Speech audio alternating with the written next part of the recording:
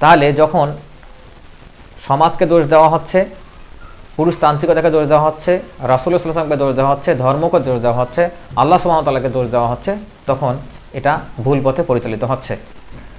তো বেগম রোকেয়ার সম্পর্কে আমরা আলোচনা করতেছি যেহেতু, তো বেগম রোকেয়ার লেখায় যে বিষয়গুলো সবচেয়ে বেশি চলে আসছে সেটা হচ্ছে পর্দা প্রথার বিপক্ষে তার কুঠারাঘাত। তিনি নাকি ভেইল, এই যে পর্দা, এই পর্দাশীলতার ভিতরে মুসলিম নারী জাগরণের যে সুযোগ ছিল, এই পর্দা প্রথার কারণেই নাকি সেটা ভুলণ্ঠিত হয়েছে। এই পর্দা প্রথার ভিতর দিয়েই নাকি নারীদেরকে পুরুষরা নিষ্পেষিত করছে, নির্যাতিত করছে, পৃথিবীর আলো দেখতে দেয় নাই।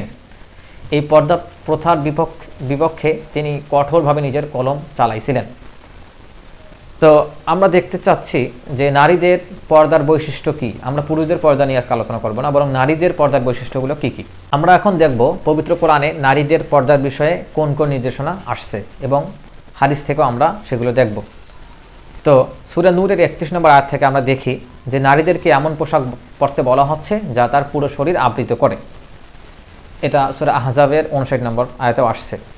2 নম্বর বৈশিষ্ট্য হচ্ছে এমন পাতলা, মিহি কিংবা টাইট পোশাক পরা যাবে না যাতে দেহের অবয়ব কিংবা আবরণ প্রকাশ পায়। তো এমন পাতলা পোশাক পরা যাবে না যেমন দেহের ভিতরের অংশ দেখা যায়, এমন টাইট পোশাক পরা যাবে না যাতে দেহের অবয়ব বোঝা যায়। এটা মুসলিম শরীফের 2128 নম্বর হাদিসে আসছে এবং মিশকাতের 3524 নম্বর হাদিসে। এরপর নারীরা বাইরে গেলে তারা সুগন্ধি ব্যবহার করতে পারবে না, সুগন্ধি ব্যবহার করা যাবে না। সুনানে নাসাইতে 5126 নম্বর হাদিসে আসছে এবং মিশকাতের 1065 নম্বর হাদিসে আসছে। এরপর সাদৃশ্য অবলম্বন করার ক্ষেত্রে এখানে 2টা প্রকার আছে। নারীরা যেসব পোশাক পরবে সেখানে সেই পোশাকে পুরুষদের সাদৃশ্য অবলম্বন করে কোনো পোশাক পরা যাবে না, অর্থাৎ পুরুষদের পোশাক পরা যাবে না। রাসূলুল্লাহ সাল্লাল্লাহু আলাইহি ওয়াসাল্লাম সেই সব মহিলাদের অভিশাপ করছেন এবং পুরুষদেরও অভিশাপ দিয়েছেন যারা নারীদের পোশাক পরে। এই বিষয়ে হাদিস আসছে সহিহ বুখারীতে 5485 নম্বর হাদিস। এবং পোশাক পরার ক্ষেত্রে নারী পুরুষ উভয়েরই কাফেরদের সাদৃশ্য অবলম্বন করে কোনো পোশাক পরা যাবে না। এটা মিশকাতের 4347 নম্বর হাদিসে আসছে।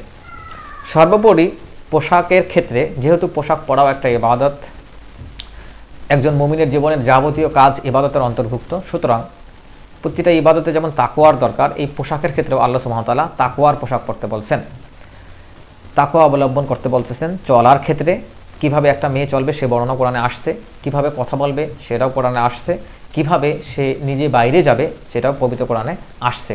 তো এই বিষয়ে আল্লাহ সুবহানাহু ওয়া তাআলা বলছেন ইয়া বানি আদম, প্রত্যেক আদম সন্তানকে বলছেন, এখানে আমভাবে নারী এবং পুরুষ সবাইকে। কাদ আনজালনা আলাইকুম লিবাসান ইওয়ারি, যে আমি তোমাদের জন্য পোশাক নাজিল করেছি যা দ্বারা তোমরা নিজেকে সজ্জিত করো, এবং অলিবাসুত তাকওয়া, এবং তাকওয়ার পোশাক। এই তাকওয়ার পোশাকটা কীরকম হতে পারে? যালিকা খায়র, এটাই তোমাদের জন্য উত্তম। এবং পরেই বলছেন যালিকা মিন আয়াতিল্লাহ, এটা হচ্ছে আল্লাহর নিদর্শন সমূহের মধ্যে অন্যতম একটি। সূরা আরাফের 10 নম্বর আয়াত এটা। তো সূরা আনকাবুতের 23 নম্বর আয়াতে নিদর্শনকে অস্বীকার করার বিষয়ে আল্লাহ সুবহানাহু ওয়া তাআলা শাস্তি ঘোষণা করছেন।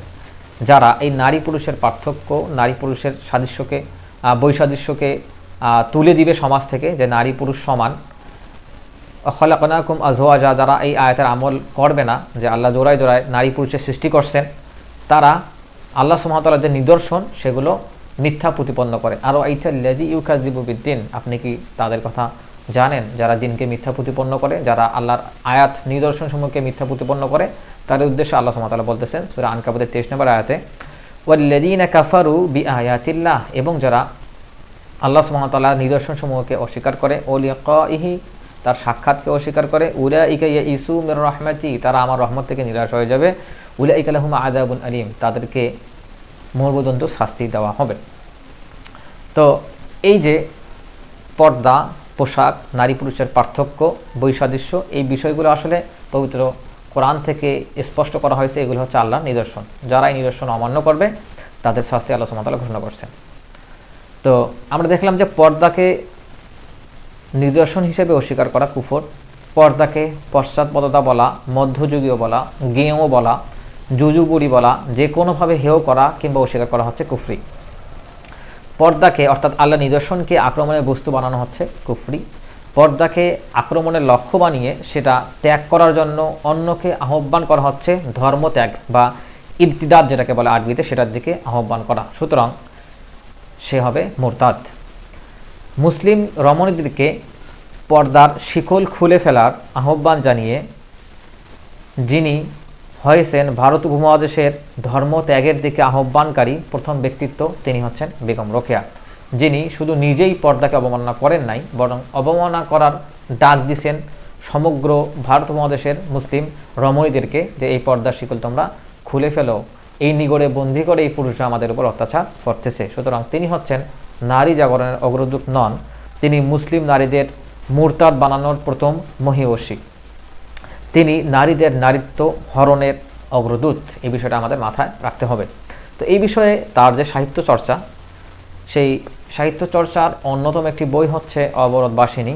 অবরোধবাসিনী প্রকাশিত হয় 1931 সালে, তার মৃত্যুর 1 বছর আগেই। তো একজন মানুষ সারা জীবন যাই করুক, শেষে এসে সে তওবা করলো কিংবা আরও নিকৃষ্ট আচরণ করলো, এই বিষয়টা একটু ফোকাস বেশি পায়, কেননা এটা তার শেষ জীবনের কাজ।